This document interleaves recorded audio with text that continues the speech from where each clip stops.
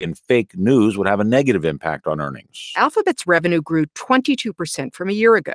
The vast majority of it came from Google's ad system. Despite the good news, analysts raised concerns over increased spending. Alphabet has been investing in its cloud services business, content for YouTube, and marketing. The company's positive report also comes at a time when there is growing concern about privacy from consumers and lawmakers. In France, Google was fined about $57 million for violating European privacy laws. In December, Google CEO Sundar Pichai appeared in front of Congress and was grilled on topics such as privacy, potential bias in search results, and its plans to launch in China. Laura Seidel, NPR News, San Francisco. Stocks gained ground to start the new trading week. The Dow was up 175 points. The Nasdaq closed up 83 points today. You're listening to NPR. Buy it, use it, break it, fix it, trash it, change it, mail, upgrade it, charge it, point it, zoom it, press it, snap it, work it, quick erase it, write it, cut it, paste it, save it, load it, check it, quick rewrite it, plug it, play it, burn it, rip it, drag it, drop it, zip, unzip it, lock it, fill it, call it, find it, view it, code it, jam, unlock it, surf it, scroll it, pause it, click it, cross it, crack it, switch, update it, name it, read it, tune it, print it, scan it, send it, fax, rename it, touch it, bring it, pay it, watch it, turn it, leave it, start, format it, technologic. Technologic.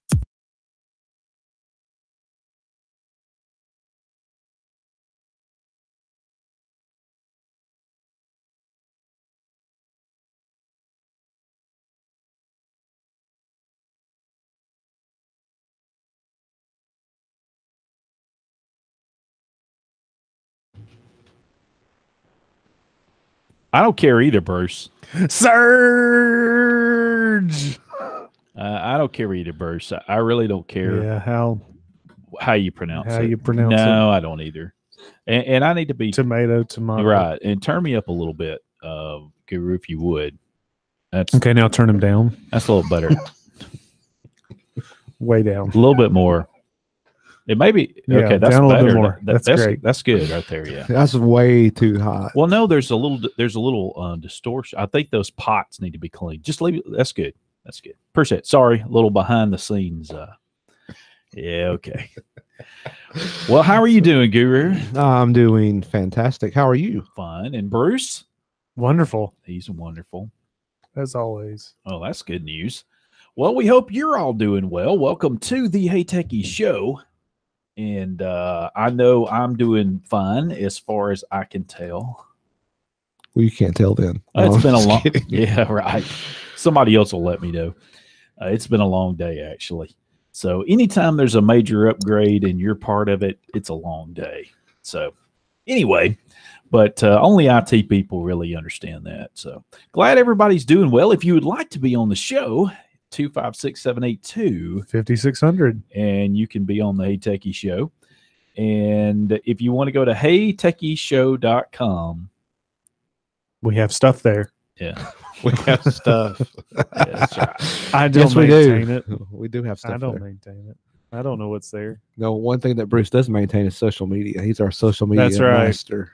If you send us a tweet or a whatever email, don't even waste your time. I'm the one to answer. Sure.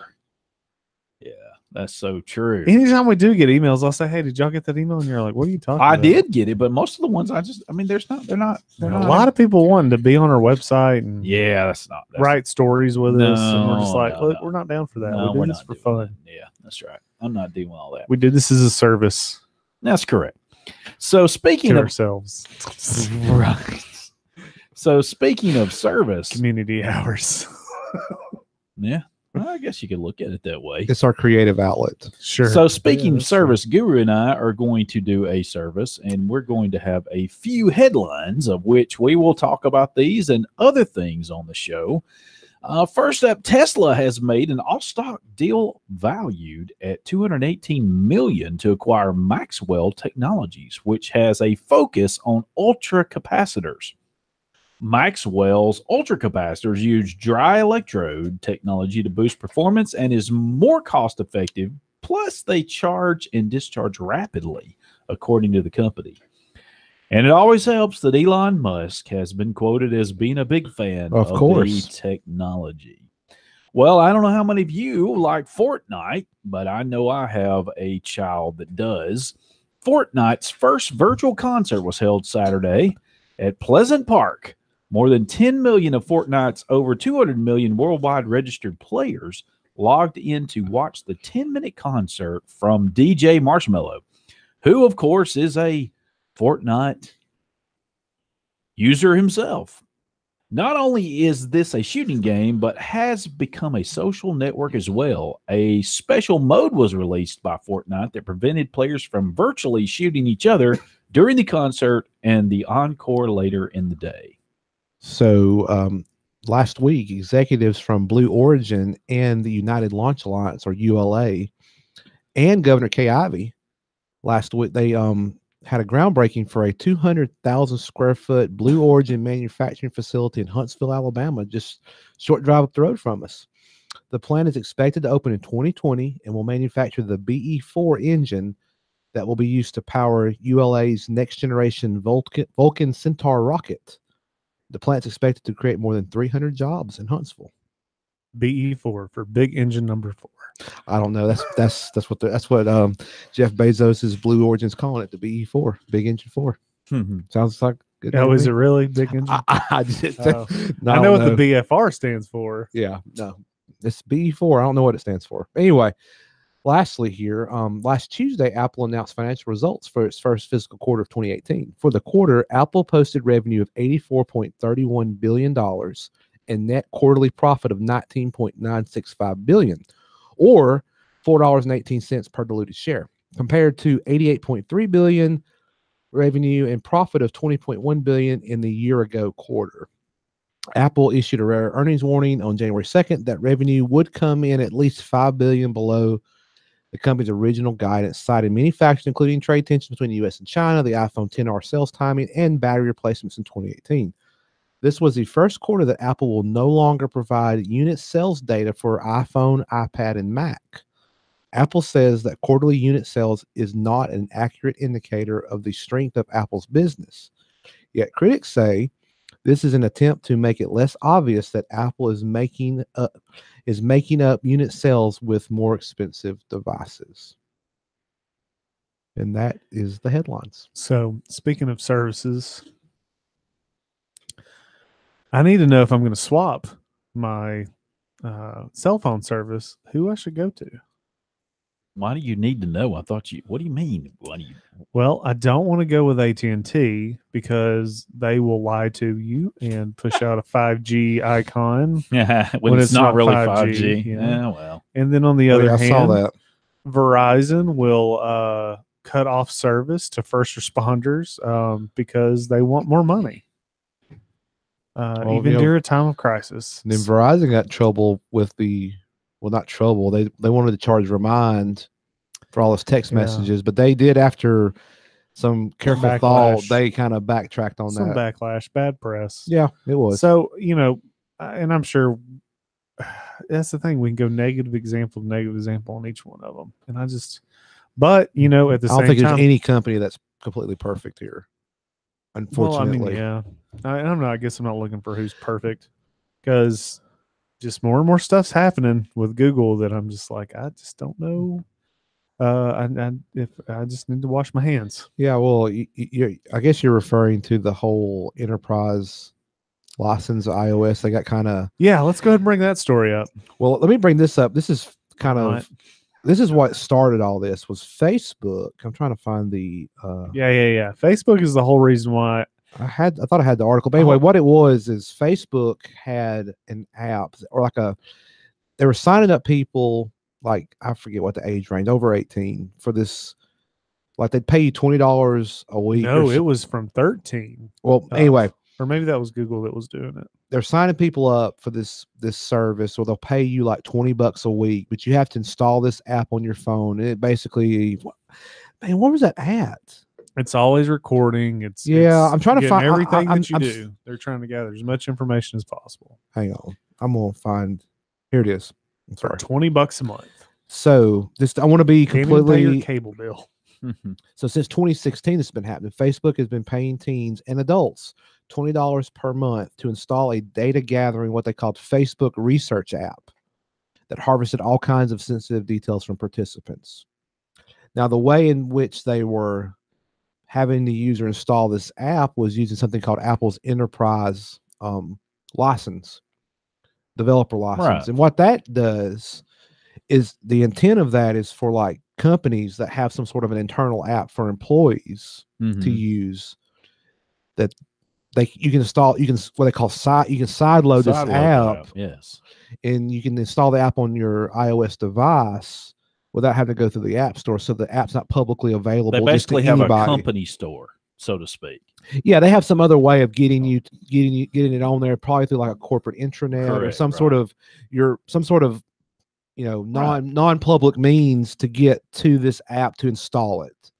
And this is completely legit. If you're doing it for business purposes, you've got a my business name company app, you can do this. Well, but what they were doing is people that were on part of this Facebook research group that had this using this app is Facebook would send them, hey, and there's some screenshots in this article from Mac Rumors that shows kind of how they would go about installing it. Well, they've been in since 2016 now. This is 2019, so at least several years now. Do you think maybe Facebook's considered them employees since they were paying them? I don't know.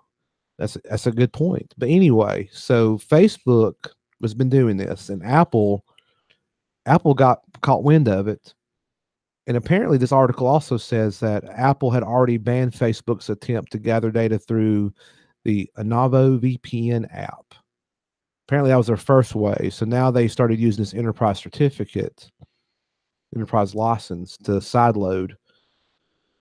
They knew what they were doing. Yeah, well, anyway, they did it. Well, then late last week, Apple revoked their enterprise license, and Apple cited they were breaking the enterprise rules. And then there's a statement. And Google said, "Oh, what now?" There's in the statement from so Apple. Are we? Well, the statement from Apple reads this: "We designed our enterprise developer program solely for internal distribution of apps within an organization. Facebook has been using their membership to distribute a data collection app to consumers, which is a clear breach of their agreement with Apple. Any developer using their enterprise certificates to distribute apps to consumers will have their certificates revoked, which is what we did in this case to protect our users and their data." I don't know what the big deal is. What? Yeah, Hillary Clinton had her emails leaked and nothing happened. I mean, she leaked government documents and absolutely nothing happened. So I don't know what the big deal here is. I mean, nobody gets in trouble for diddly squat anymore.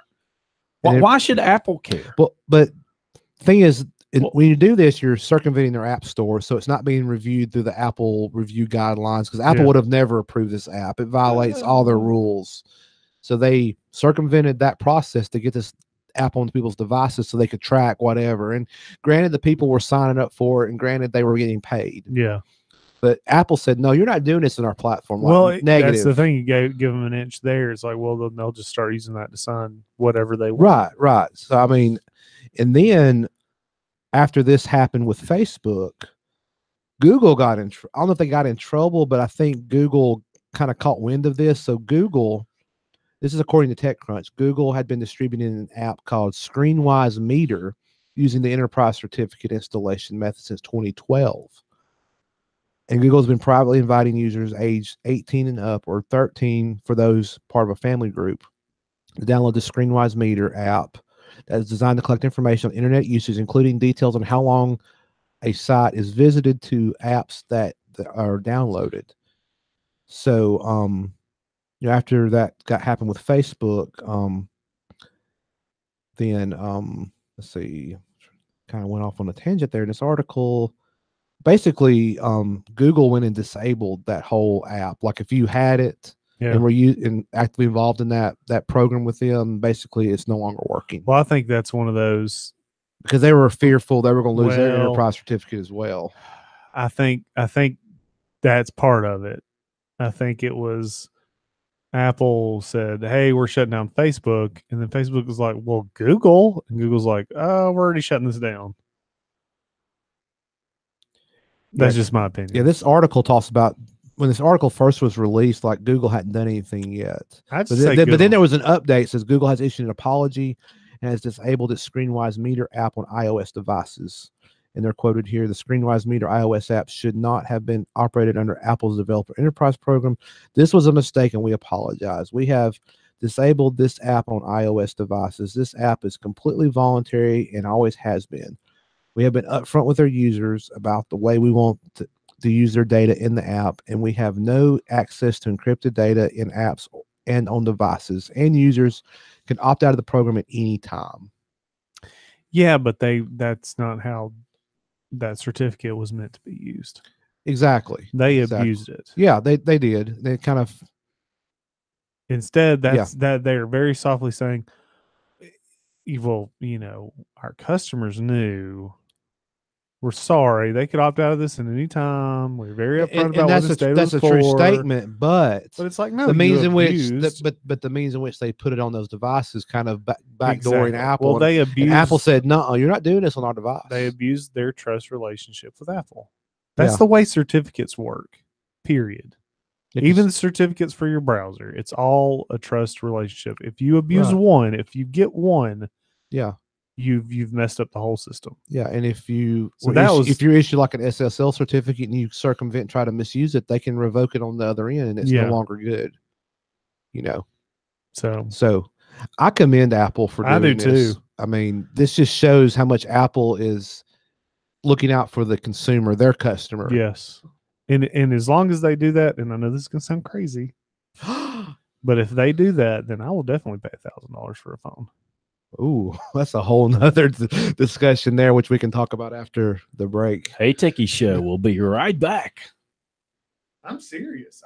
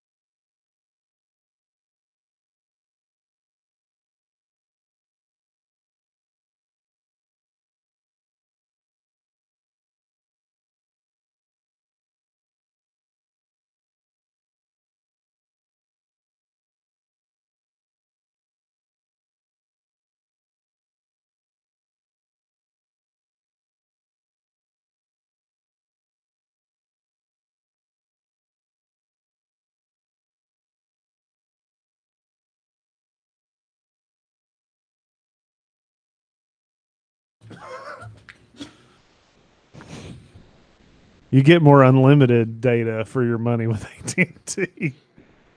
I think I forget what Verizon is, what their quote unquote cap on their Yeah. unlimited data is. But you have choices with iPhone now, Project 5. Yeah, that's true. Project But 5. but you're But talking right before we went I'm, to the break about you're willing to drop $1,000 on an iPhone in light of this news of Apple basically standing up for. I mean, they've been saying this forever that we're standing behind our customers and their privacy and them as a consumer and our customer. yeah, and I think they've proven that with this they whole have proven decision. it. And honestly, I think they've proven it several times. It's just they've always been on, I guess, the wrong side of the story where it's been very controversial. Like the San Bernardino. yeah, I was but thinking this of that. one is cut and dry. It's there's no, saying they're doing this because of whatever conspiracy you want to throw at it. Right. This is clearly them protecting and saying, nope, we trusted you with this. You abused it. You're abusing privacy. We're done. Right, exactly. So kind of backtracking back to the headline about Apple's earnings call last week. There was a part of it with question and answer after the announcement of earnings. Tim Cook was on the call. Well, he was asked during that earnings call whether he thought that the pricing of the iPhone XR, XS, and XS Max was too high. There's been a lot of discussion, debate. We talked about it on the show before. And the response that Tim Cook said that he didn't feel it was as much of a factor in the United States, but it was an issue in emerging markets. That was his kind of answer to that question. And for those who do not know, the iPhone 10 was, $999. The XS Max is $100 more. Then the XR, they put it at $749, which is priced right in the middle between the entry-level 8 and the 8 Plus. And Cook said that that's a pretty small difference in the United States compared to last year in terms of pricing. And I'm gonna back up. This is me now speaking. I'm sorry, Tim. I think you're right in the fact that in emerging markets it's a bigger deal. Yeah. Part of it, I think, has to do with exchange rates. The dollar is strong right now. Yeah. But I think it's a huge deal in the U.S. I think they're underestimating the fact that people don't want to pay this kind of money for phones. And you got to think too, like if somebody had let's say an iPhone, I'll use somebody in my family. They have like an iPhone 6S Plus. Yeah. Had it for a couple of years. When they purchased it, you could still subsidize the phone. Yeah. So they got, granted they were on the hook for a 2-year contract and all that good stuff, but there was a subsidy up front, because you're on the hook for that contract. Yeah. So they got it for, $200-$300. I can't remember the exact price, but to go from that kind of price to where you're paying like $700 or more. I mean, you get a 10R. I guess that's the thing. Do you think that all hit at the same time? There was a significant price increase along with no more subsidies. Yeah, I mean, and subsidies haven't really existed much here in the States for some time. Now, I think people, when you're in the market for a new phone, and that's what I'm used to, and now I got to pay this. Oh, well, we have device payment, but then you're having to make a monthly payment. Yeah. And I'm one of those. I'm making a monthly payment toward my device. Well, I mean, I think what is their program called again? It's the iPhone upgrade program, but it's that makes so much sense to me. Well, yeah, but the thing is, like, I'm on that program, Bruce, and I'm paying whatever my payment is every month, and like after 12 payments, I'm eligible to trade in my phone and get a different phone. But then I'm basically my price is readjusted. So basically, after based on the new phone, it's like, well, you'll get it, but your payment's also going to go up $10 a month. Yeah, but he's not going to because it does not have a home button. Well, even if it did, I'm not prepared to pay $1,000 for a phone. I'm sorry. I'm not. Here's a little, and I think there's a lot more U.S. consumers that feel like I do, that Apple's not. They're underestimating what's going on here in the States. Or overestimating.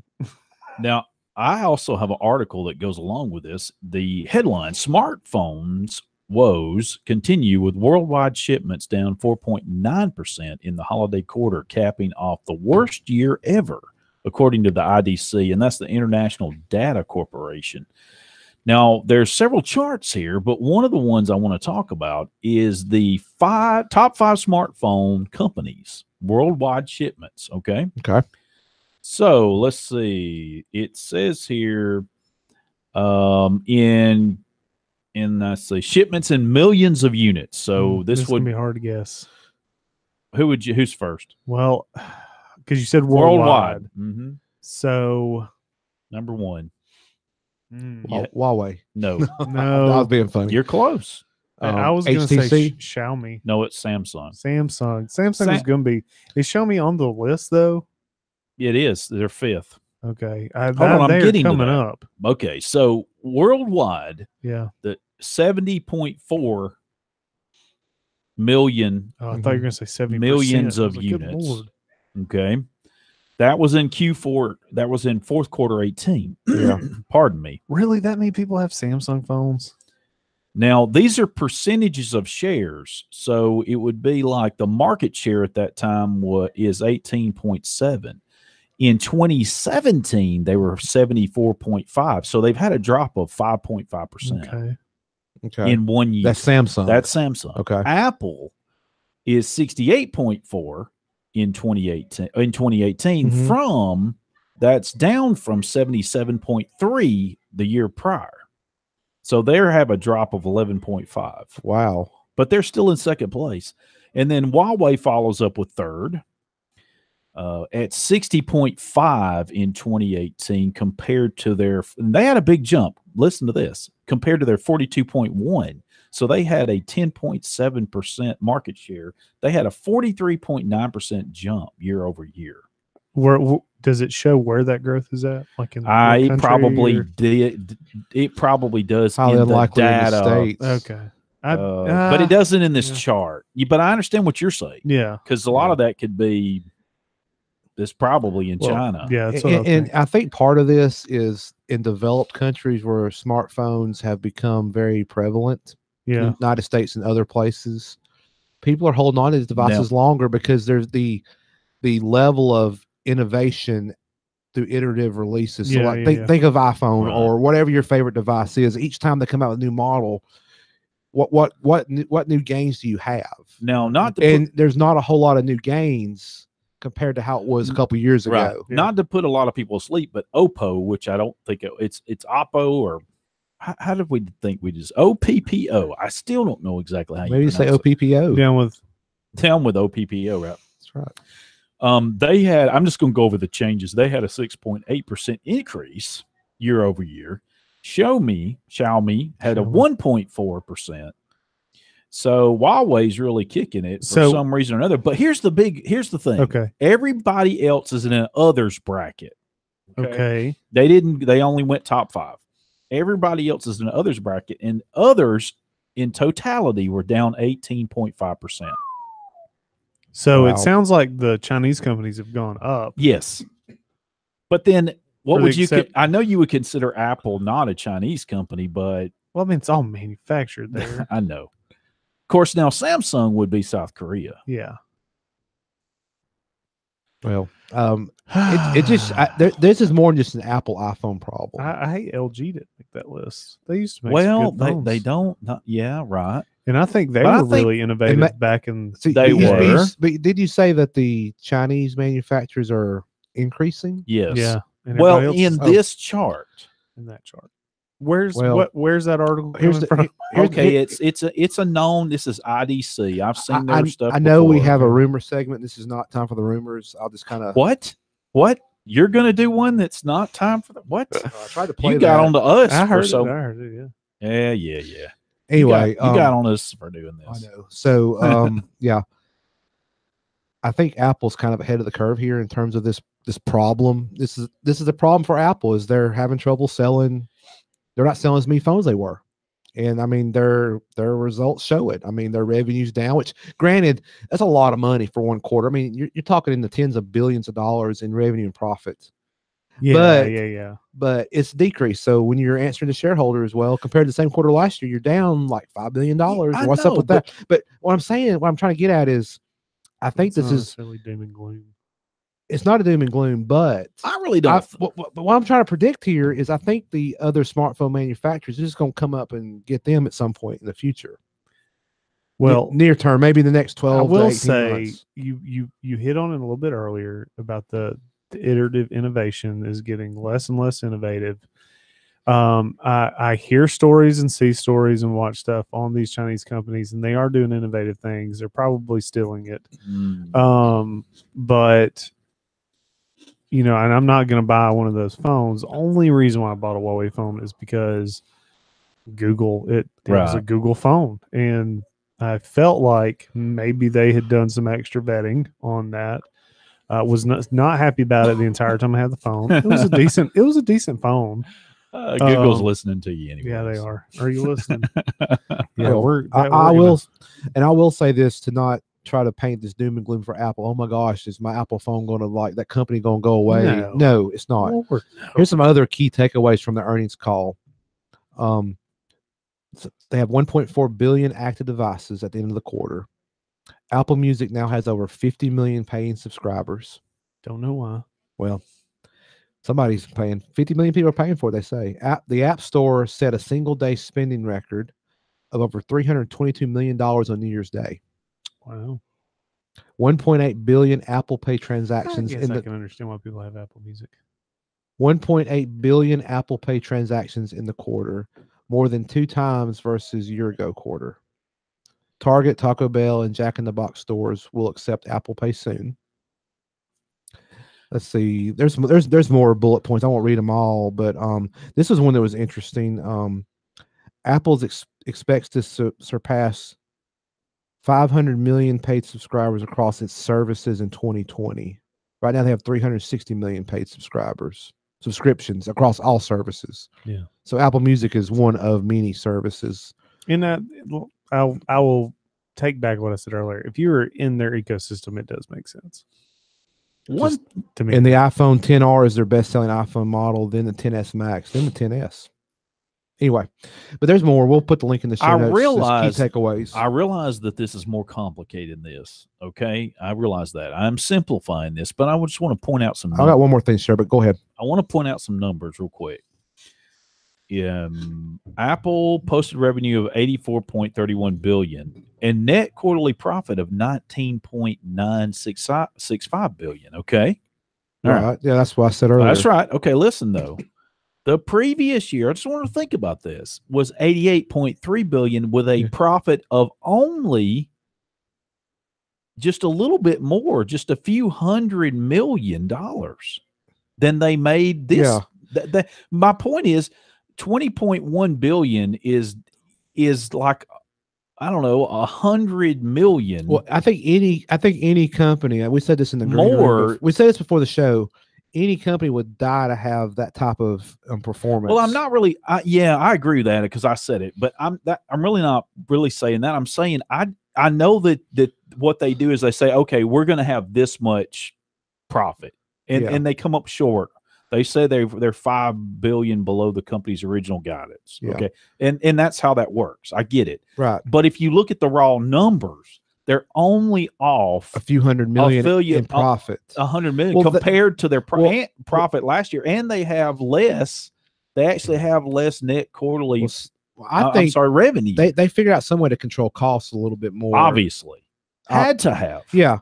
But one thing here too, I wanted to mention, and this is very interesting. This is not any like super headline news here. Apple's gross margin, which gross margin is basically what they sell, the markup on the product, for what it costs to manufacture to what they sell it for. 34.3% gross margin on hardware products, so an average of all their hardware products, and 62.8% on services. But just think about that hardware, 34% markup. Yeah, there's not many companies that manufacture technology hardware that can say on average they have 34% markup. Just think about that. Just chew on that for a little while. Well, I'm not surprised that they have that. That didn't shock me at all. Well, and they've historically been able to do that where others have not. Just saying. But I think just to kind of put a nice bow in this, Apple's got to figure out this iPhone pricing. If they don't, it's going to really bite them bad in the future. That's just my prediction. They've got to figure this out. And is there a place for $1,000 smartphone? For some people, there are that have tons of disposable income. But for your average consumer, that's a hard pill to swallow. Just saying. Yeah, I get it. So they've got to figure that out. And $749 for a 10R, that's still too much. I think that sweet spot is like $500. And you do device payment like $500. Just a quick math here. Over 24 months, that's $20 a month roughly. I think consumers would tolerate that. But you start getting above that, and a lot of consumers just check out. Yeah. Or they'll hold on to the devices a lot longer because I don't want to pay for it. I don't want to pay that money. And I mean, they're in the business to sell this hardware. And I mean, we've got a saturated market here in the States. Think about it. Those I think that wanting a smartphone have one at this point. Would y'all agree with that? Said that before. For the most part, yeah. I mean, you've got people that are, as they grow older and get out on their own, and maybe they didn't have one as a teenager or younger.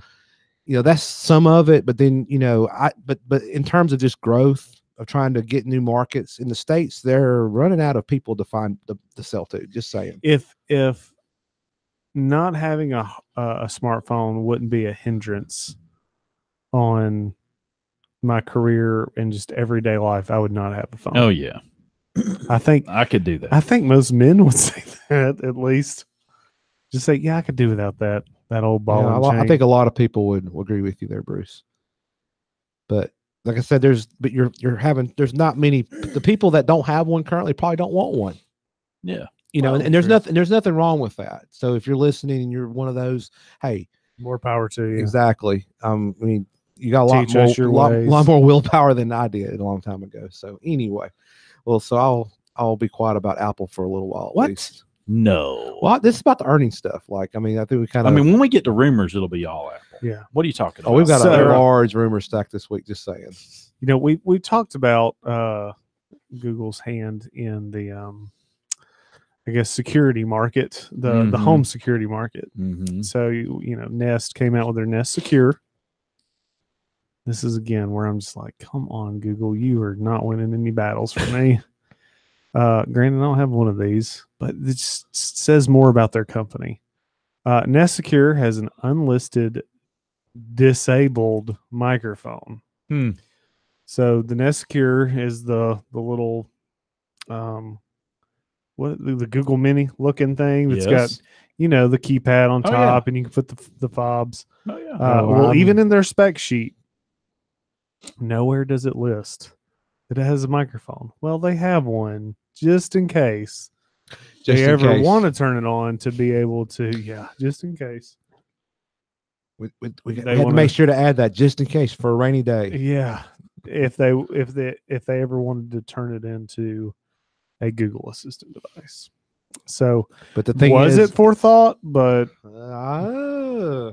thing is, it's there, so it is there. So what's the and this can be turned on most of the time. Most of the time, when that kind of stuff is in a device, a company will put that there and say, for development use only, or for manufacturer use only. They'll still notate it's there. Even ports that are just for diagnostic ports, they will put, hey, here's this port, it's there, this is what it's for. It's like on a some televisions, just shady. I don't know if it's that way now, but like when televisions, smart TVs, not smart TVs, it's LCD TVs. This is a pre-smart TV. Yeah. They have the USB diagnostic port on it. But it was disclosed as such, and like a technician could probably pull something out, telemetry or something, or diagnose it with some sort of special device. Yeah.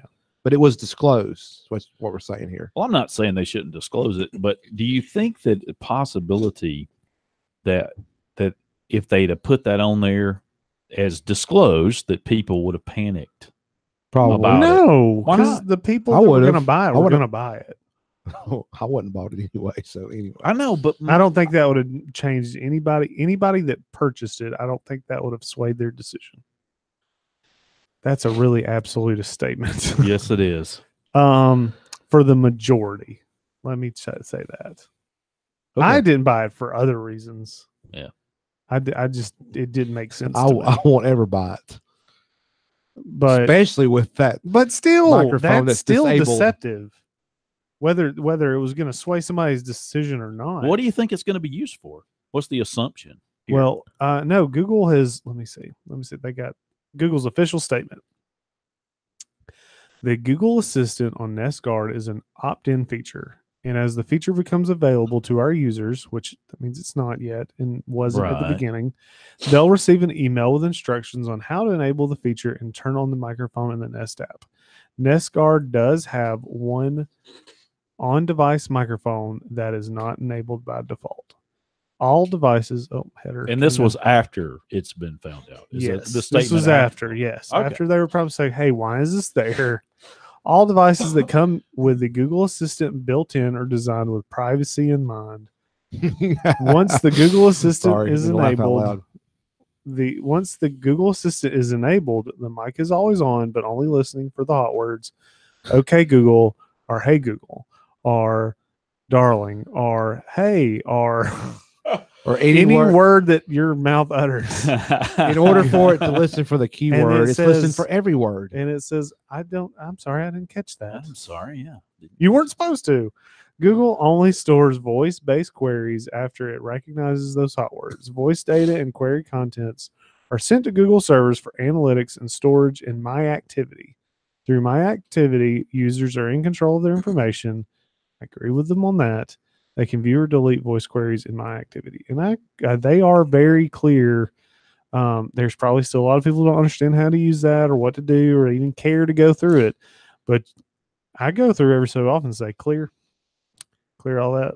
There's probably a Clear. lot of users that are not doing that I would- religiously. Yeah, I would say, well, There's a large number. I've been Let's put it angry at that way. Google lately, but I'll give them in their defense. They do send you emails to say, "Hey, let's do a quick security checkup on your account." Okay, well, that's They good. do that a couple times a year at least. Really? They do. I don't Do you get. I not? don't get. I don't get Just those. kidding. I Do you know. really not? I've gotten them once in the blue moon, like hardly ever. You He probably uses an iPhone. Hey, take your share. stay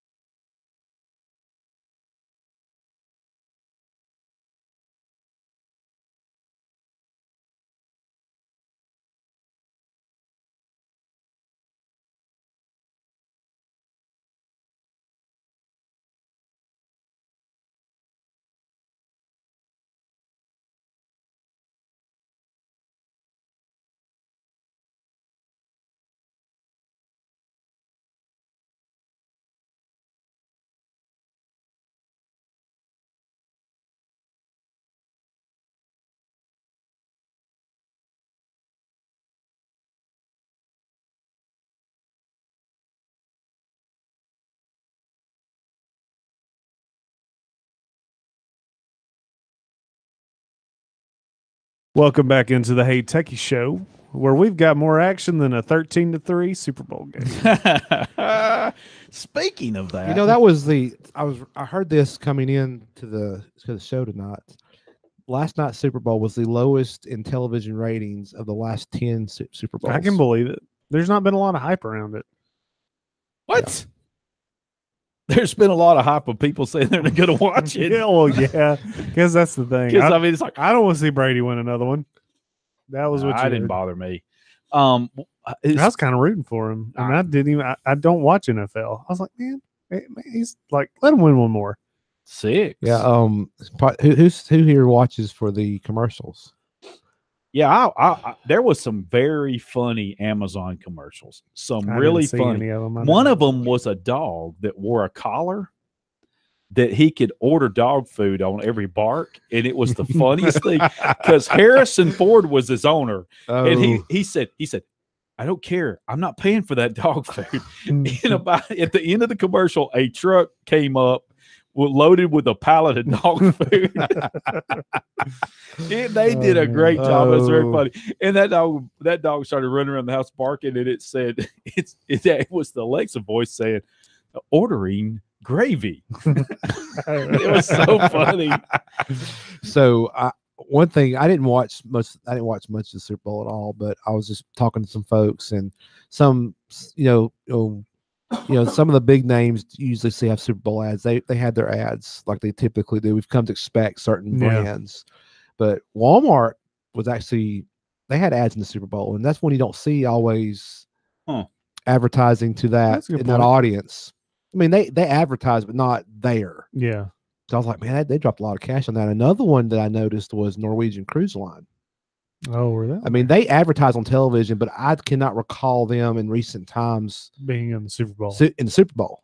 Because I mean, do we have numbers for what the average cost of? Yeah, I don't have that. Is it the highest ever? I don't know about that. I don't have that, but I do have this. That'd be interesting. If those of you that love to bet might be interested, I don't know this. This is Better X. Apparently, this person is a really huge bettor, and he's won more than $25 million successfully betting on both the Houston Astros and the Philadelphia Eagles winning championships last year.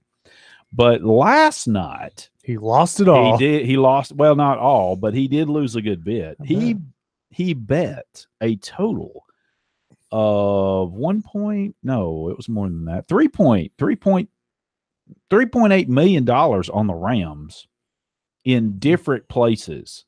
So let's see. This says he bet at MGM Resorts. See, he bet at William Hill and then at South Point. I don't know really. No, I've heard of MGM Resorts, but I don't know about the other betting. Anyway, the point was, he was if they won, and I guess all the point spreads were met, he would win.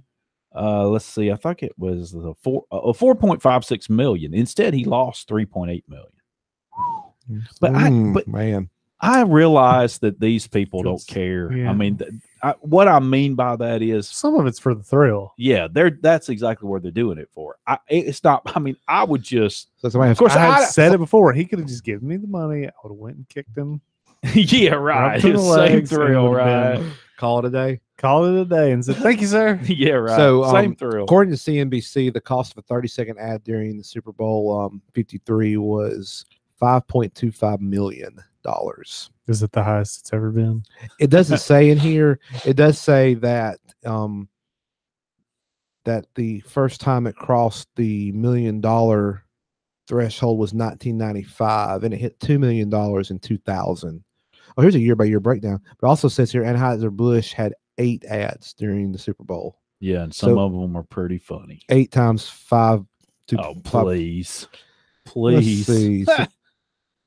So let's see. Of course, Wikipedia has a Super Bowl commercials Wikipedia page. It was 5.2 million last year, 5 million in 2016, 4.5. Yeah, it keeps on going up every year. Well, so it was more this year. Yes. Well, you it was 5 points. What I say, 3. So was the iPhone. Of course, 5.25. It was 5.2 last year. So is everything but your paycheck. Yes. Yeah. So anyway, it was interesting to see some newcomers, I guess, to the mainstay of Super Bowl ads. There was a good many tech companies ads. well, this Amazon. time. Yeah. I think there was a few more than that. Was too. it? Did you see don't Apple? remember. Did you see Apple by chance? I mean, I I didn't can't. watch. I only so- watched half the game. I was busy doing something else, so I only watched Oh. after the halftime show. Okay. But I don't. I remember some of the funny ones, Yep. but I don't remember all of them. And it was obviously. it was right down the road in the ATL this year. Yeah, it was. There was a lot of worry if this government shutdown was still happening, how the folks would get out of the town with the Atlanta airport That and the being. snow. Yes, and yeah, snow's always a question mark here in the South. I mean, sometimes when it comes with a vengeance. If it comes, everything's shutting down. Yeah, because we can't handle it down here. It's the ice. It's always with ice. We can't handle the ice. We just don't know how to handle it. Can't take it. Well, y'all didn't see it, and I wished maybe I've got enough time to explain it, but it was actually kind of funny at the end because they Somebody always was going to Disney World. No, well, I don't know about that. They always interview. You know, they have a sideline reporter, and Yeah. it was a young lady. They always go out there and interview whoever, and in this Yeah. case, she was beaming to interview Tom Brady. Well, yeah. I mean, it's like There were sixth Super so Bowl? many people. I mean, they were packed in there. It looked like a giant round can of sardines. Here is Brady in the middle, Mhm. and the CBS reporter is trying to get his attention, and he is totally ignoring her. Oh man, He is hugging. He's trying to get the owner in there. He's trying to get Bill Belichick in there. I mean, Yeah. literally, you could hear her in the background going, "I've got him. I've got him. I've got him. Hold on. I've got him." Seriously, and we're talking minutes. And this was going on this live. This is the media outlet that's actually televising the Super Yes, Bowl. CBS. Yes, and he's just spinning around. So I mean, you've got this huge audience and it waiting. went on and on and on, and it was comical. This is how I avoid sex. yeah, right. He finally, they finally got him, but it was kind of funny. But I'm telling you, she's a really small lady, Yeah. and she was like this. I mean, literally, camera people were on top of her, and she had a handler. You know, she had a handler, and he did too, and it was just funny. I mean, he was trying. Wait. He told him several times. Wait. I'm trying to talk to this person. Wait. I'm trying to get this. I'm trying to get this person. Yeah. But I mean, it's like the media; they have to be first. They at gotta be everything. first. That's what irritates me. No, I mean, no, competition's good. That's competitive spirit, but you can also be first to get it wrong. yeah. I guess you can. Yeah. Sure. A couple blocks away. yeah, from That's true. the headquarters. Yeah. Just That is a good little- point. It's They the first first get it little, wrong. quick walk down the street. Yeah, that's They would have said, "We're here reporting first. The Rams have won." Reports coming from trusted sources. Tracy Wolfson. Her name Folks familiar with the eluded me, but matter. It was Tracy Wolfson. Her name eluded me. That's Cousin to Wolf Blitzer. no, I don't think so. I do not me. think so. Anyway, but yeah, I guess everything went off without a hitch. Wait, pretty- Tracy Wolfson? yeah. Like Mhm. was out of Birmingham. She's a CBS. Yeah, she's she- NFL CBS. I mean, she does a lot of stuff. I think she got her start in Birmingham. Well, she may Oh. have. I think that's right. That's cool. She's the one that has a kind of a low voice, and she goes, "Coach, Yeah, when- coach. coach," when she starts a Yeah. a question. Yeah. Anyway, So it was- here's a little side thing. This really not Coach. tech related, but since it's Super Bowl related, I'll say it. So we got like 2 minutes till we go to break here. So they built a pedestrian bridge over some busy 4-lane road, Yes. and it goes from one of the MARTA is stations, which wrong. MARTA is their mass Right. mass transit, bus and rail. But it's to help people get across the street from the MARTA rail station to Mercedes-Benz Stadium, so they wouldn't have to cross that busy road. Well, I think the city of Atlanta spent like millions of dollars building this thing. 23. Yeah, it was something like that. And they got it done in time with the Super Bowl because there was a question whether it's going to be done in time. Da, da, da. Well, when they were doing all the security assessments, that pedestrian bridge was too close in proximity to the stadium. So they had to keep it closed off to pedestrians, to just the general audience, like, people going into the fans going in the stadium. I think if you're a credentialed media or like law enforcement, you could use Tracy it. could use it. Just a a quick clarification. But, a quick yeah. correction. Go ahead. It's totally off on that. Tracy's never worked. Oh, shocking. Anyway. She's from University of Michigan, though. But anyway, I thought that Butch. was quite humorous. They spent. My bad. Now, granted, if there's other events at the Mercedes-Benz Stadium, it can be used for that. It ain't like it's a one-time deal, but it's like they spent all that money, couldn't even use it. My understanding is that they used it after the game. Yes, I as an did. Exit. Yeah, as an exit. 'Cause I think they had like different layers of security you had to go through, far out, more so than a typical I had heard event it there. was 400 feet away from the stadium, the security checkpoint. I can believe it with the attention that the Super Bowl gets. I mean, they have to. That might have been Be careful. further than that. I don't. But I mean, a typical event at that stadium does not. It's a Super Bowl stadium, Mercedes-Benz Stadium. A typical event doesn't have that much attention nor that level of security, just because of the nature of the event. It was going to be. It was going to be high. It's a high profile event. Of course. I thought that was quite interesting. They've been prepping for it for over a year, I believe it. or right at a year. And where's it? It's going to be in Vegas next year. I'm sure they're already prepping. Oh, that's what I was about to say. They're already prepping. It was 3-0 through most of the game. Yeah, I did. And know then that. in 2 minutes left in the third quarter, it was 3-3. Ooh, it's a close game. Yeah. So I really didn't miss Was it. it like one touchdown score the whole game? At the end of the game, near the end of the game. Man, Yeah. that's There was crazy. one touchdown. Yes. That is correct. One of the lowest scoring and lowest rated in terms of ratings. Yeah. Oh well. But the highest paid commercials. There you go. Somebody got paid. That's what it's about, baby. Yeah. I guess. For some. And when the Hey Techies show returns, we'll have our Dose. loaded up and ready to go. Be right back.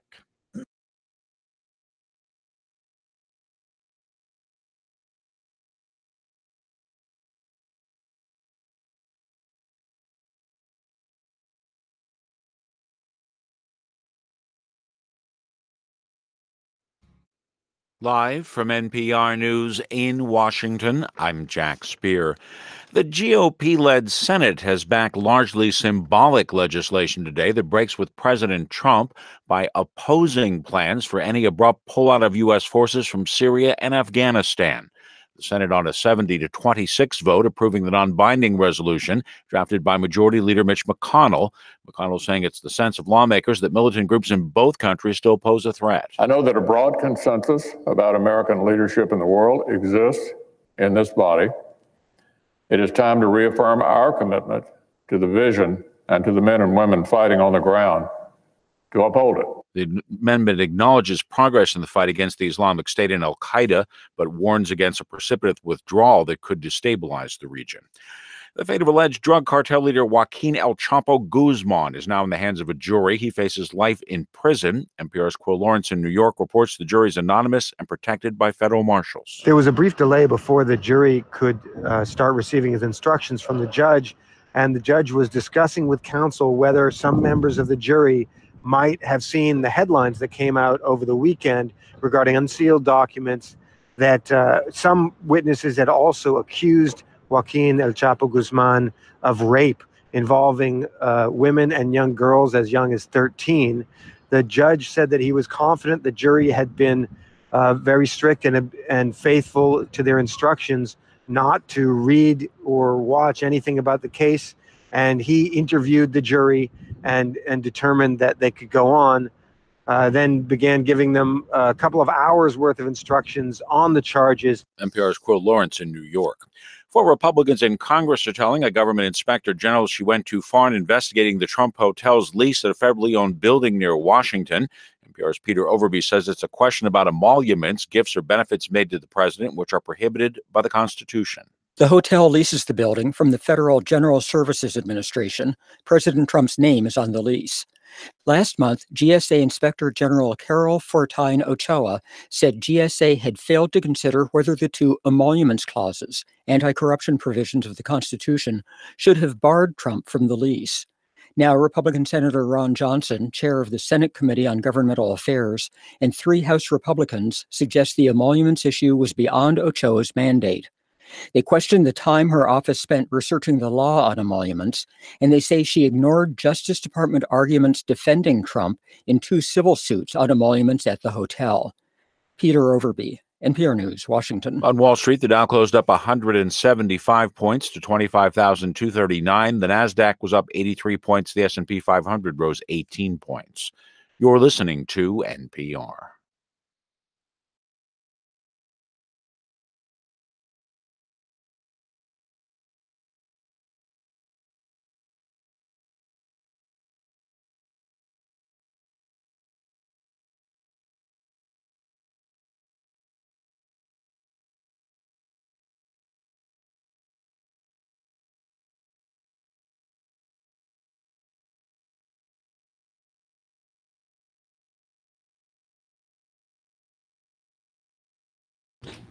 Welcome into our Nose of the Hey Techies show, and that was abrupt.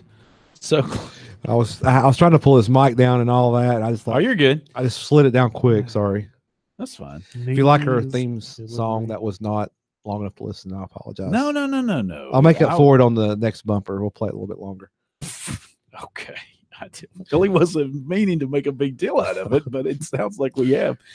Anyway, Make a federal case out of it. It sounds like we have. Well, I hope everyone is doing well, and thank you for joining the Hey Techie show tonight. We really appreciate it, and hope you are having a fabulous week. Of course, Monday, the start of many of us work week, and I don't know about you, but it was a Monday for me today, and you can understand that. I know, Bruce, it wasn't Monday for him, but no, it kind of was. He's trying to think about it, actually, and not bad. It's not in a bad way. It's just Bruce it's like, just what one of those time? things. What did I do today? I woke up. No, just kidding. I have long days, so Yeah, I have to think. Did that happen yesterday? right. And I understand My that. day starts in the dark. Correct, right. I understand that too. Yeah, day starts in the dark. That's right. Yeah. So anyway, okay. So a little bit about this. I'm not going to dig too deep into it. I don't want to dig deep into it, and we'll do our headlines Spit it out in a second. But over the weekend, You're digging too deep. Well, over the weekend, there was a report, and I even read this to my wife about Quadra CX. Quadra CX. It's a That's quite a quandary you got there. yeah. It's a cryptocurrency business. Yeah, you told about this. Go ahead. Sorry. And basically, what is transpired is their CEO had a cold wallet, they claim, on a laptop, and it's encrypted. Well, the claim has been over the weekend that he died, and with him died the decrypt key.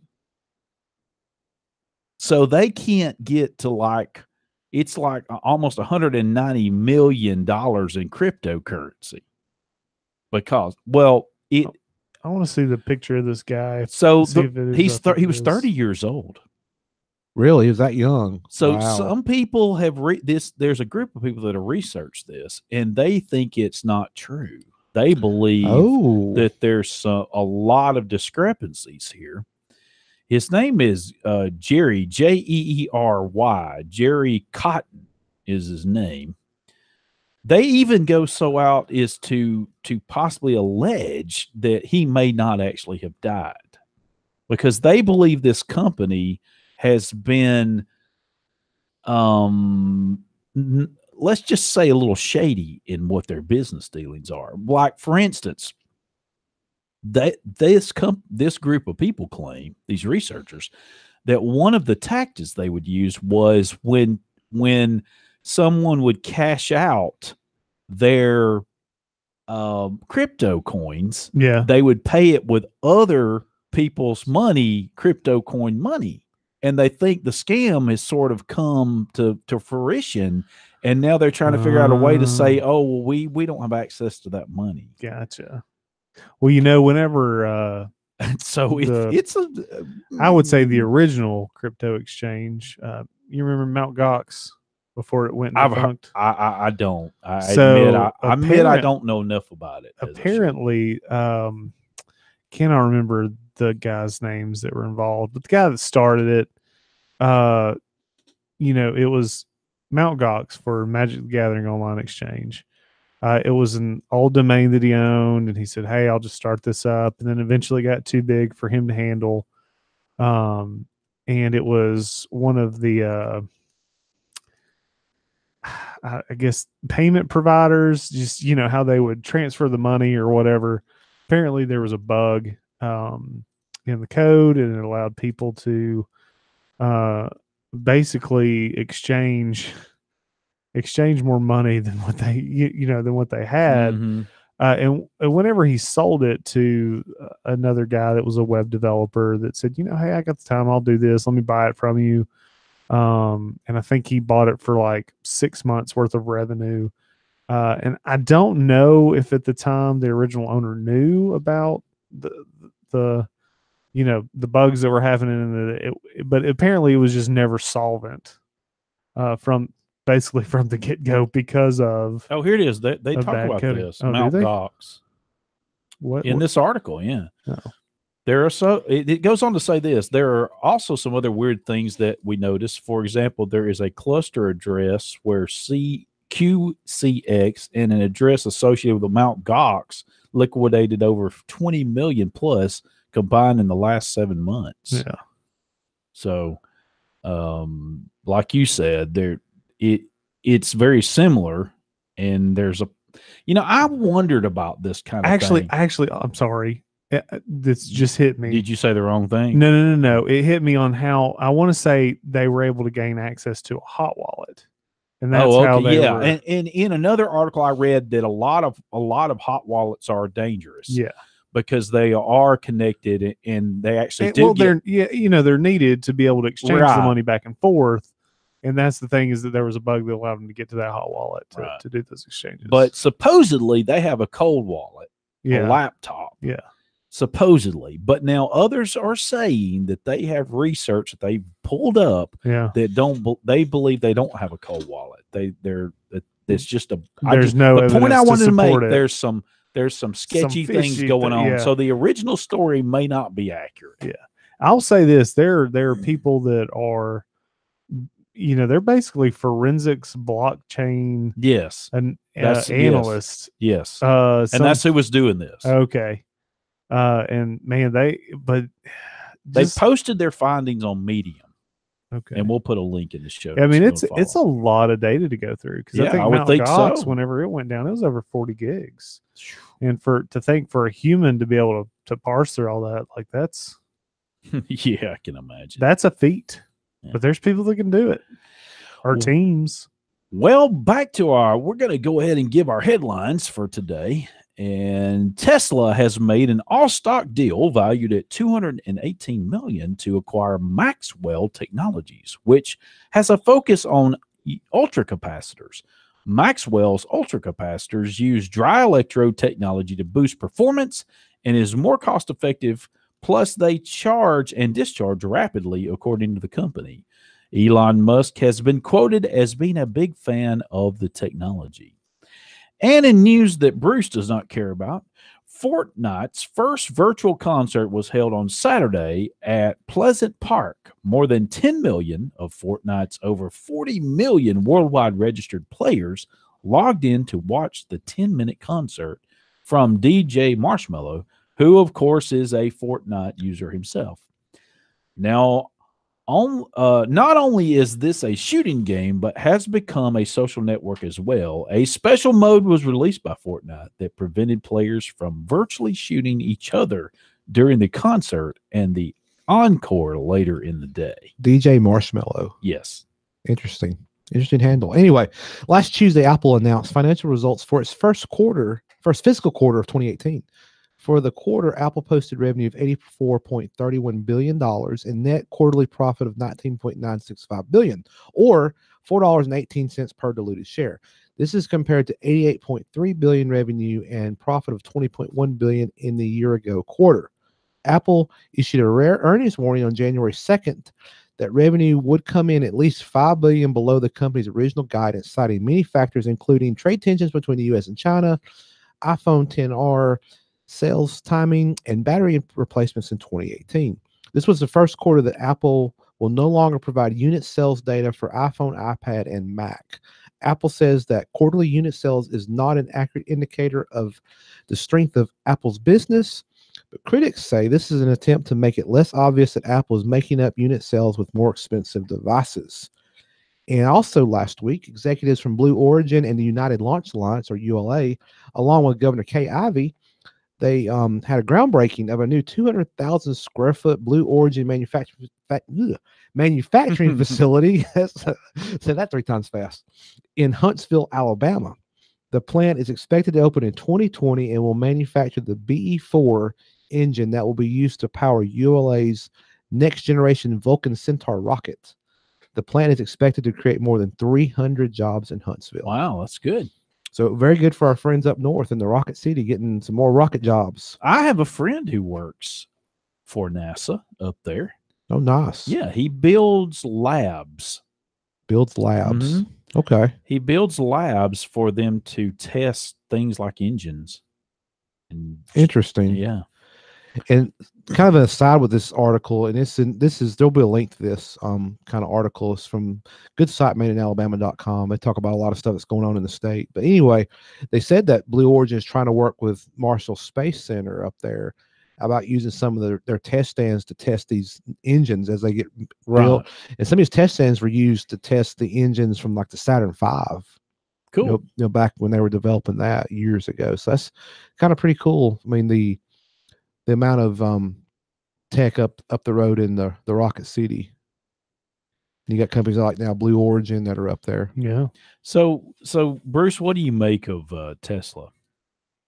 Is this a good fit? You know anything about Maxwell's? I don't, to be honest. I think it is an interesting purchase, and we'll see how it goes. Yeah. I don't know, man. Elon's pretty unpredictable. Yeah. Well, you've said it. Yeah. He's got a lot of irons and fires. Too many. Yeah, I Probably don't know too how many. he does it, to be honest. Yeah. I understand their Gigafactory is not doing too well. I have not heard that.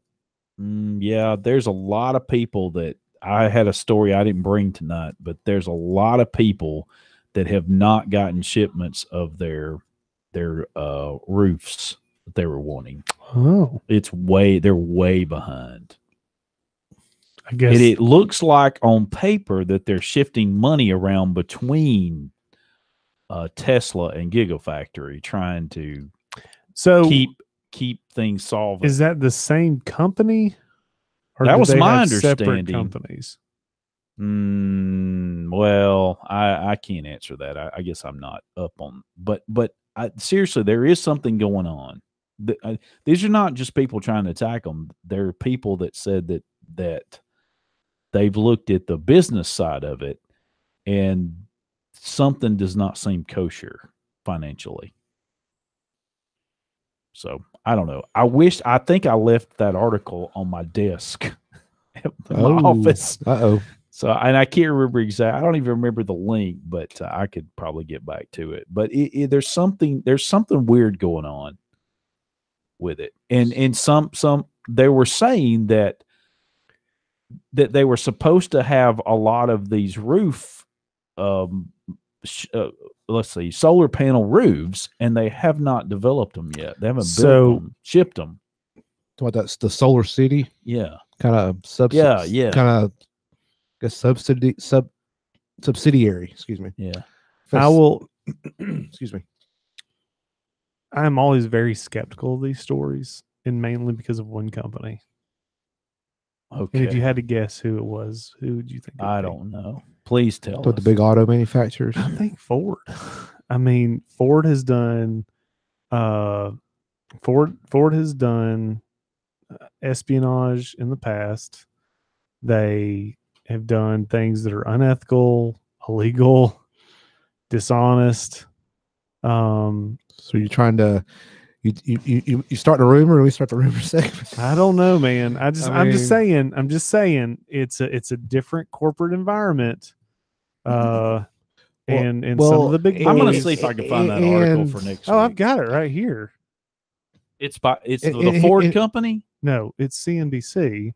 No, this is from something else. I'll have to find it. Well, I mean, that's exactly what you're talking about. Tesla is coming in trying to disrupt the auto industry. And they have. Even if they were to go out of business, I'm not really talking about Tesla. I'm talking about I was talking. Well, you're talking about the The Gigafactory. Gigafactory, Yeah, but Wasn't I'm just really saying fun. that they've been trying to they've been in the process of disrupting the auto industry. Yeah, we talked And, about that. I mean, I think that these the big auto manufacturers, Ford being one of them. What's going on? He's fighting with his headsets. But I don't know. I don't know how that cord got all the way behind me. But I could see where the big auto manufacturers, the legacy auto manufacturers, are like, oh. I'm just saying, there's a lot of corporate espionage that goes on in that business. It will. Yeah, I don't know. I'm not in that business, so it could be. Can't prove that. You can look at history. I'm not in the business of the car business, history? other than driving one. Sure. So let me. Oh, we need to go to break, don't we? We do. Let me. I was gonna. I had something else, but I'll save it. Kit Kat time. Yeah, break me off a piece of that. We'll be right back.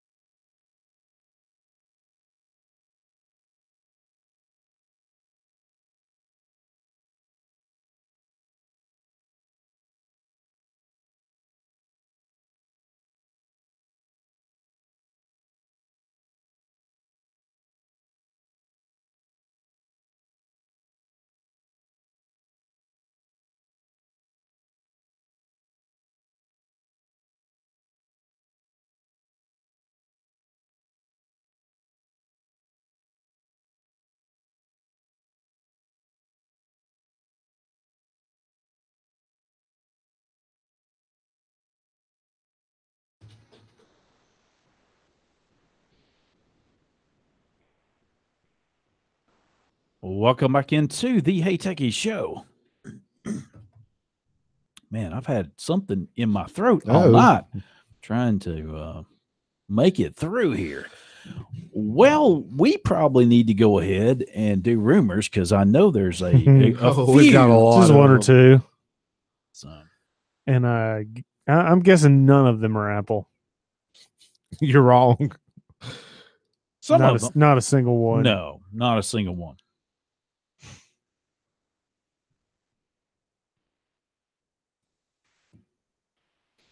Rumors around. Stop spreading those lies, baby. Wait a minute. Oh man, I got one. Yeah, go ahead because I'm trying to get organized here. You're good. I know. I probably. By the way, there are leaked renders of the Fitbit Versa 2. In case you were wanting one of those or you bought a Fitbit. Get your pre-orders in today, folks. Yeah. It says here, last year's Fitbit Versa was one of the better smartwatches to be released, according to this. And now, thanks to Techno Buffalo. Yeah, we have what's reportedly leaked renders of the soon to be announced, maybe, or maybe never be announced, Versa 2. And it goes on to say that it will be available in silver, rose pink. Now they're doing Can't that. say rose gold. Well, I know. That's probably like some sort of Apple Sure, trademark. I'm sure. Purple and cyan blue. Cyan blue. Not any blue, but cyan blue. Right. Don't want that fake blue. I want the real cyan blue. Now, I'm looking at these, and I'm going to tell you, I don't see much visual difference than between the 1 and the 2. I mean, I'm sitting here looking. Well, it's probably got one little small difference. It was like the Apple Watch. One of the new generation had like a red at the end of the digital crown. You say, "Oh, I got the new one." You got that old piece of junk. There'll be something like that. It's probably just got upgraded internals. Well, if they do what Fossil did in fancy colors, they just come out with some new ones. They don't upgrade anything inside them. Uh-oh. Somebody don't have hard feelings, do they? Oh, yeah. Well, unfortunately, we may never see another Fossil smartwatch. Who knows? Google bought them, so who knows? They didn't buy Fossil. They bought the smartwatch arm of Fossil. So. Well, I'm sorry. I just can't get through my head like Fossil making smartwatches. Yeah, I like it. Lots of people compliment about my watch. They're always, man, look what does that thing do? Look how big that thing is. So they're probably doing Android watches the best right now, to be honest. Well, get you a real smartwatch. Get an Apple Watch and an iPhone to go with it. No, you better take out a small loan to do it though. But I did see where they're selling 10S refurbs for like $750. That's a good deal. It's not a rumor. That's another rumor segment, but that's something I saw. We're in the rumor segment. So you got rumors. Yeah. So Apple is exploring a new glass panel MacBook keyboard that could end the sticky key problems. Oh. So, they're just going to like totally get rid of the butterfly glass panel. What would that be? They're exploring a new keyboard design that would eventually replace this butterfly switch. A glass panel. Well, now, see that? No. Let's see. So published last week by the U.S. Patent and Trademark Office. Of course, this is a patent. I get it. First spotted by Apple Insider. The patent application is called Computer with Keyboard and describes a keyboard that replaces movable keys with a glass sheet that includes raised sections to designate the tactile location of individual keys. Raised. I mean, I get so it's not like completely flat. I get it. Yeah. Well, that would be my problem. When a raised key section is pressed, the keyboard detects that the input pressure for that key and processes as a typical key press. The concept differs from the featureless plane on virtual screen keyboard that whatever. I'm sorry. Again, they want to try to make stuff thinner. It's the thinnest MacBook ever, and da. I want a keyboard that's actually functional. Can I have that, Apple? Because the keyboards on the current MacBooks are awful, and this is just going in the wrong direction. Anyway, ran over. So I talked to Michael about this little rumor before the show. So Roku's in talks with Apple about AirPlay 2 support. So Roku's in talks about Apple about supporting AirPlay 2, with the two companies currently working out details surrounding the partnership, according to a source familiar with the matter. So it's unclear when the software update might be released, or will it be limited to select Roku players or TVs. We're told the partnership may extend to Apple Music, suggesting that Roku OS could gain an app to access the streaming music service alongside existing apps for Spotify, Amazon Music, and Pandora. It goes on to say with AirPlay 2 support, Roku users would be able to stream video, audio, photos, and more directly from an iPhone, iPad, or Mac to their smart TVs. HomeKit is also coming to many smart TVs, enabling users to control volume playback and more using Siri or the Home app on an iPhone, iPad, or Mac. Last month, Apple announced that the AirPlay 2 enabled smart TVs are coming from leading brands such as Samsung, LG, Vizio, and Sony. So with that, this is kind of related. This came out like last week. So according to John Gruber, that Apple is actually selling the 2017 Apple TV 4K at cost, suggesting that the device costs Apple $180 to make. And as for the HomePod, Gruber says he believes Apple is selling it at a loss. What?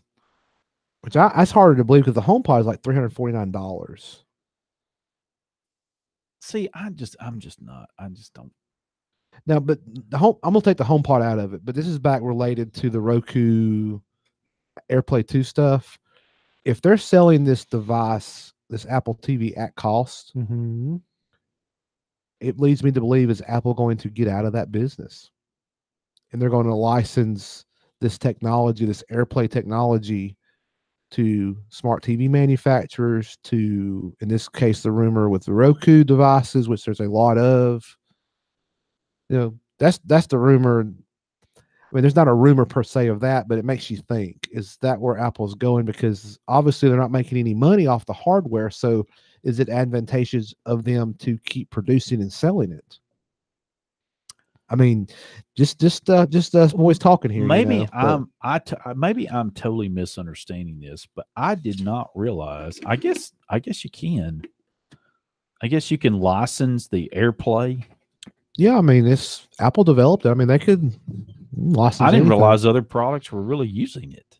I mean, I knew you would. Well, I mean, last month I missed this, but last month, Apple actually just an announcement that they are that Select AirPlay 2 enabled smart TVs are coming. Yeah. Okay. Samsung, LG, Vizio, Sony. Okay. Samsung's latest smart TVs are also getting an exclusive iTunes app for movies and I TV wonder shows. if other companies will do AirPlay better than Apple does AirPlay. No. But one thing, though, Apple has done is create a tvOS, which I'm not truly a fan of. Yes. There's a lot of apps for tvOS. A lot of these, mediums that deliver content, to produce content, like, the traditional like ABC and NBC, they have an app. Right. Some of the big news networks like Fox News and others. But I'll tell you, most of the time I use my Apple TV for is just mirroring my iPhone. Like I want to share with people in the room. Let me show you this is on this app, and I just go and say mirroring. Turn it that's on, what if that stuff worked and other AirPlay-esque the things worked with my smart TV natively or with a Roku, which people have a lot of, then I mean, it still makes you think, is Apple going to abandon this whole TV platform, tvOS and Apple TV? I mean, I'm going out on a limb by saying that, but we shall see, as we always say in the rumor segments. You're shaking your head, Michael. You don't think so. You don't agree with me? Well, no, I don't know that. My track record's not 100% here. I mean, well, that's not really what I'm thinking about. I just don't see them abandoning this platform yet. But we'll see. We'll see. We shall see. But they may be kind of testing the waters, so to speak.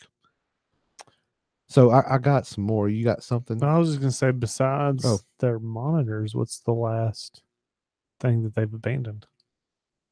They had that old iPod hi-fi thing. It was like a dock for your iPod a couple years ago. Yeah, and they kind of got out of that. But the HomePod is, I don't know. They got rid of good keyboards on their devices. I'll tell you that. They've abandoned good keyboards. Good keyboards. Good keyboards everywhere. There's just real quickly here. Apple's working on apparently there's some rumors of a updated version of the $329 6th generation iPad and a new cheaper iPad mini. Bloomberg's confirmed this with Mac Rumors. New version of iPad will feature a roughly 10-inch screen, which would be slightly larger than the 9.7-inch model that's currently available. The device is also expected to have a faster processor and a Lightning port instead of USB-C. I don't understand the iPad mini anymore when the iPad Air is the same price. Yeah, I don't understand why you would do that. I just don't get it. I don't know. Maybe there's a market for that size screen. I don't know. But anyway, there's a rumor there. Some rumors about iOS 13 are coming out, which, this is getting that time of year because, I mean, we'll blink our eyes. It'll be summer and then Worldwide Developers Conference, and a lot of that stuff comes out at that venue. But Apple's iOS 13 operating system will likely be previewed this summer at WWDC. According to Bloomberg, iOS 13 will feature dark mode to match the dark mode that was first introduced on macOS Mojave. It will allow for easier nighttime viewing. It will be the best OS ever made. You said the iPad mini and iPad what are the same price? Well, they have been. I don't know about right now. iPad Air. Yeah. I don't see an iPad Air. Also, iOS. Well, I think they might have done away with it. I'm sorry, Guru. Also, iOS 13 is expected to have improvements to the CarPlay interface. and many iPad-specific upgrades are in the works. According to this, there's previous rumors that also suggested Apple will introduce a multitasking feature displaying two windows of the same app side by side, kind of like what they do on their iPads currently. Lastly, the 2019 iPhone may have a triple lens. Wow. Triple lens. It'll cost $5,000. The iPad Mini is actually more expensive than the iPad. It's mini. Small stuff costs more. But anyway, Apple's introducing a triple lens. It's planning on introducing triple lens cameras, according to this report here from Bloomberg, to the 2019 iPhone lineup. It goes on to some more stuff in here too, but let's see. Apple's apparently working on a feature that would use the extra pixel data to provide tools for automatically repairing a photo or video to fit in a subject that, quote, may have accidentally been cut out from the initial shot, end quote. Interesting. So some version of 2019 iPhone Apple is testing use a USB-C connector instead of a Lightning port, which could mean Apple users plan to switch from Lightning USB-C at some point. New A-series processor and a new Face ID sensor are planned, but the devices are expected to look similar to this year's model. So no home button. Another year, I won't get a new iPhone. What are you going to do? I don't know. I may be forced one day. I just don't like the biometrics of the face. Yeah, I agree with you on that. Face ID. It stays on the device, and it's actually not making a picture. No, I just don't. I don't care for it. Apple. I understand. Bloomberg confirms that Apple was indeed aiming to put 3D camera system in its this year's iPhone, but ultimately delayed its plans. So this could have a 3D. That could help be like a 3D camera. Speaking of Apple keyboards, have you used their Smart Keyboard Folio?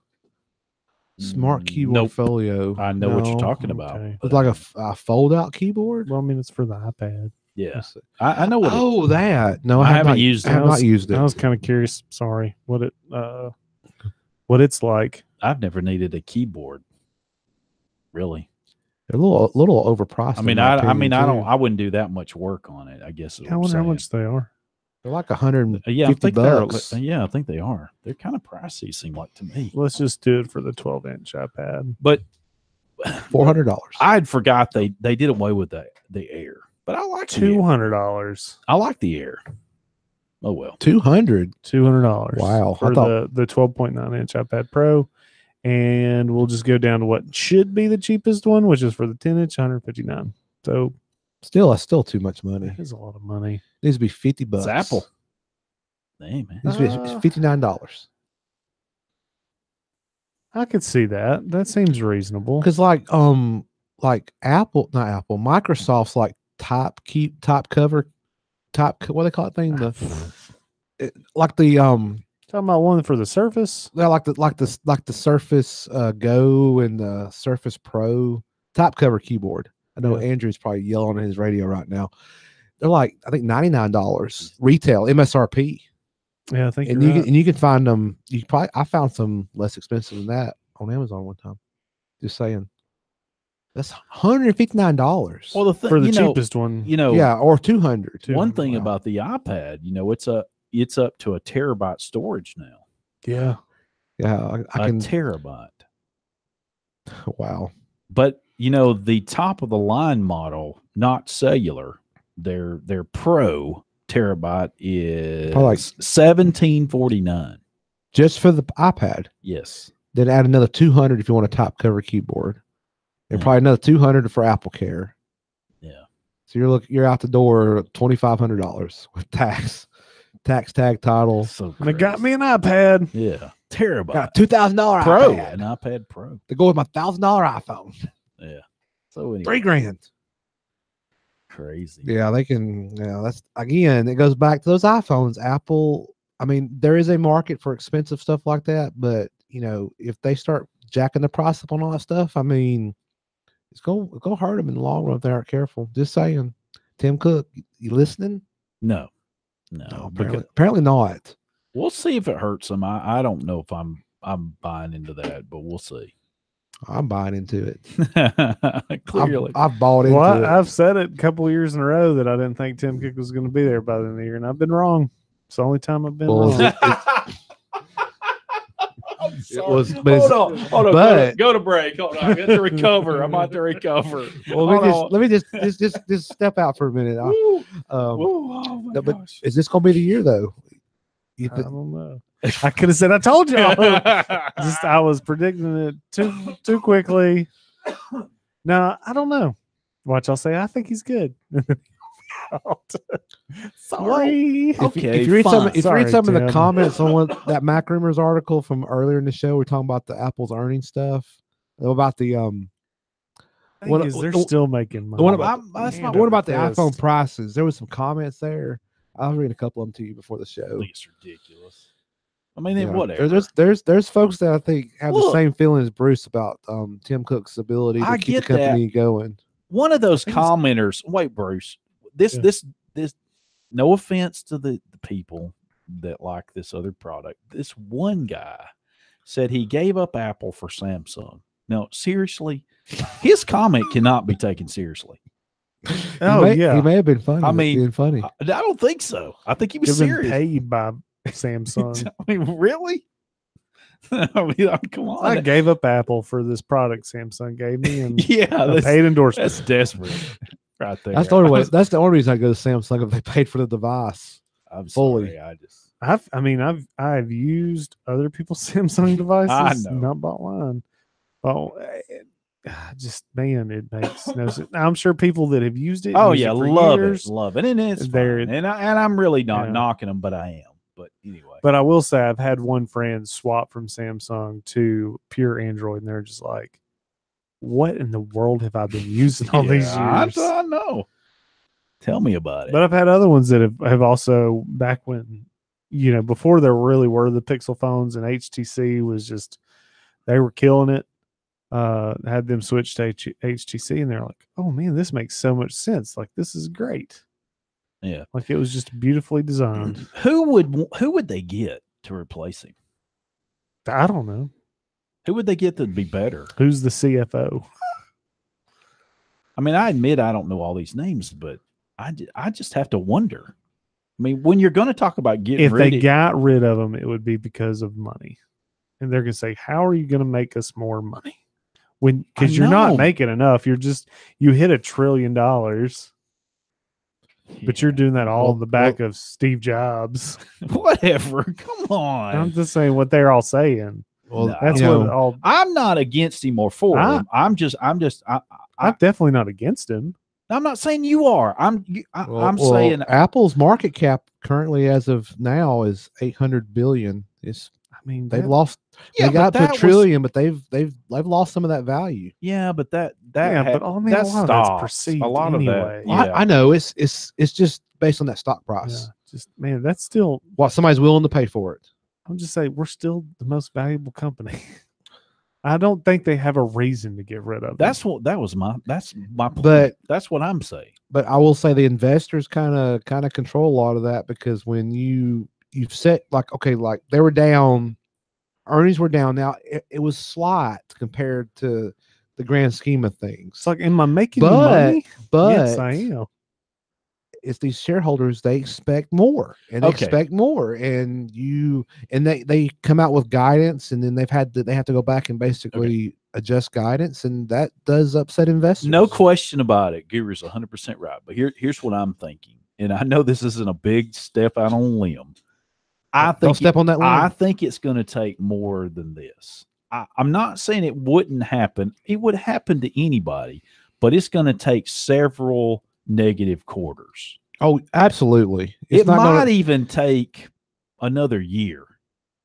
Of course, I mean, it might take it would take a long period, and I mean multiple quarters. I mean, even right. maybe And multiple in my years. opinion, and I know that's not stepping out on a big limb, but I just don't That's- think. you're Do you stepping out think the they're going to trunk. come out with a car? I don't think so. I don't think that's true. Then what are they doing? I think They've got I think they just got a war chest, and they're just out there seeing what they can I think figure out. they could be vying for the services software side to support the car. So you think that's what they're Yeah. where they're getting all these? I do, but then again, I'm just guessing. I can't put my just things I've read. I can't put my finger They're on out. it. They're testing the waters, and when they figure out what they can bring to What I market, don't- whether it's directly to the consumer or if it's licensed to Now listen, manufacturers. Tesla, I get. I don't get Apple in a car. I just don't. I don't either. I but don't get that selling point. I mean, at some I point, get them. I get them in a car, but I don't get them being a car. no. Yeah, Oh, that's what I yeah, meant. yeah. I don't Yeah. get them with their name on a car that they manufacture and they sell in Be their a- store. Be $100,000. It would look like the car from Richard Scarry. Yeah, It's an apple. yeah. I just Oh, I just Lord. can't picture it. I mean, golly. Oh, Supra.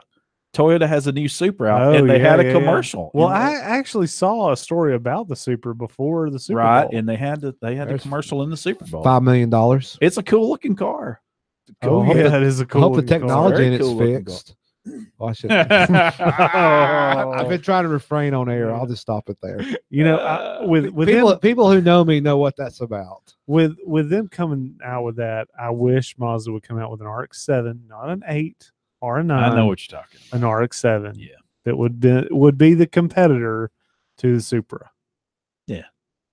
It'd be awesome. Of course, I mean, again, they would have to come out with a rotary engine for it. That would be the only way you could have an RX-7. They'll probably never go back to that, but Yeah, I think the RX-8. I mean, that was them really. They were putting it out there, trying, and of course, they made it way underpowered, and it just wasn't exciting. As exciting as the RX-7. They didn't do as good job on it. I had one years ago, An RX-7, long time ago. Me too. An '86 model. Mine was an 80. Yeah. 86. Wow, the 88 was the anniversary edition. Yeah. That's wild. Yeah, my dad had a Toyota Supra. Oh yeah. Yeah, Yeah. That's sharp. a cool. It's a sharp. It car. was a sharp car. Yeah. I just couldn't afford that one. Just couldn't keep it. Hey, Techie Show. We'll be right back.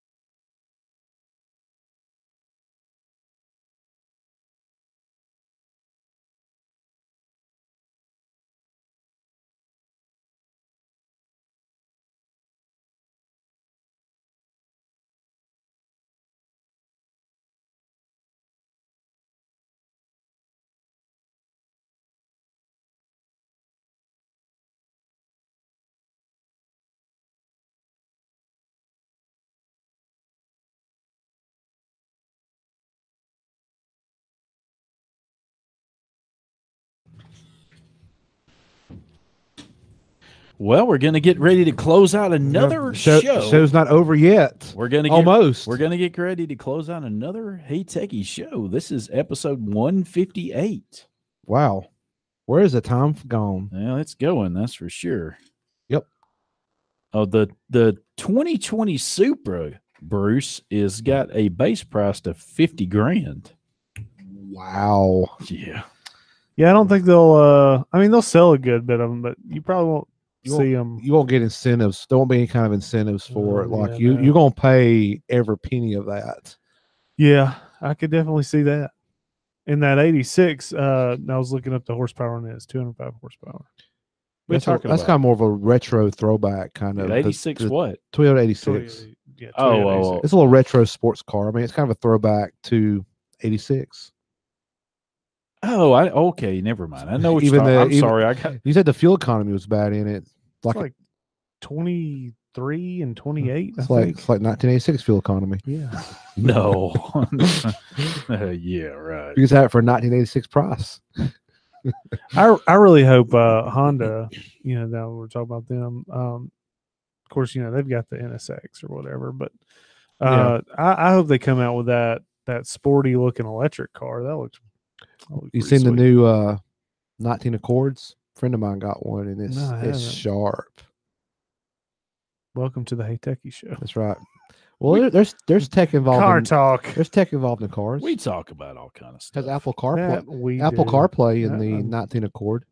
Does your it does. Yours has Apple CarPlay? I know you're not an Apple person yet. Yeah, it's getting closer and closer, to be honest. Oh, I had something else real quick here. I know we're about out of time. Now we're getting there. Just don't know which carrier I'll go with. This is from Reddit. It's a YouTube video somebody took where basically it shows them getting SpaceX preparing to move their Starship to the launch pad out there at their Texas launch site. There's really not much else to say other than you watch the video. Put the link in the show notes. And I think SpaceX is scheduled to launch here in the next few weeks. Headline. SpaceX. This Russian startup wants to put a huge ads in space. We're getting ready when Elon Musk starts sending people up into orbit. They're going to be like, come buy our vodka.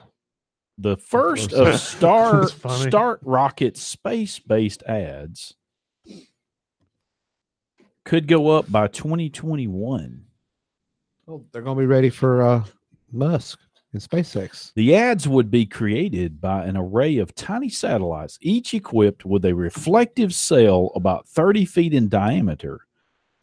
As these CubeSats orbit at an altitude of about 280 miles, sunlight would reflect off the sails to form luminous words or logos visible from the ground below. By whatever brand vodka. Right there, have pointing down to the earth. The one they show is, it looks like it's going to say Coca-Cola, although I can't believe Coca-Cola allowed them to do that. Coca-Cola, something like that. Interesting. Yeah, I don't know.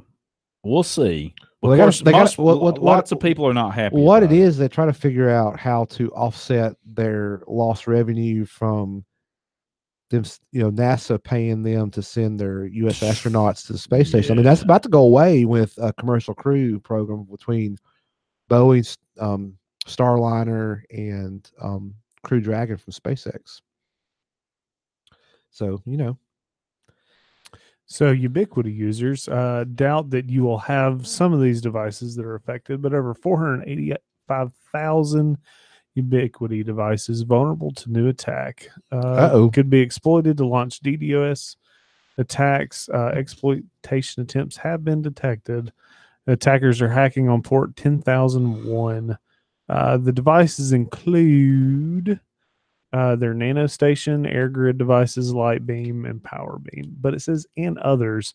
So, I know I have some Ubiquiti devices. They're probably not in this. I had a Nano, but so is there resolution like a firmware upgrade? Oh yeah. Okay, yeah. So definitely check. Make sure if there's a just keep your stuff updated. Pretty much. Yeah.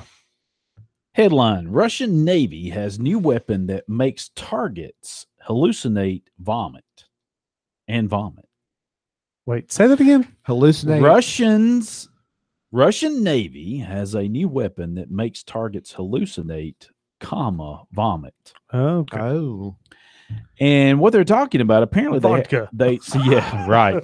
They apparently have some kind of new weapon they've claimed. too much that vodka. They're putting on their ships that is similar to a strobe light. It supposedly affect the target's eyes. I think we have had that for years. Yeah, I was wondering about that. I've heard stories of that. I think we've had that for years. The weapon But called the Geneva Convention. does not- Filin, Filin. I don't know if that's true. Filin has been installed on 2 of the Russian warships, and according to this, it has been tested, and like 20% of volunteers reported experiencing hallucinations. I guess they pointed at other ships they were running drills with, supposedly. So, anyway, Well, just real quick, it's been a while since we've had picks, but there is if you're listening to us, you probably like podcasts, and one that I'd have to recommend is Darknet Diaries. Well, speaking of podcasts, we have a podcast, heytechieshow.com, or go We do. go wherever you get your podcasts. Look for us there. whenever I get time to get it up. Hey, Techie Show. See you next week.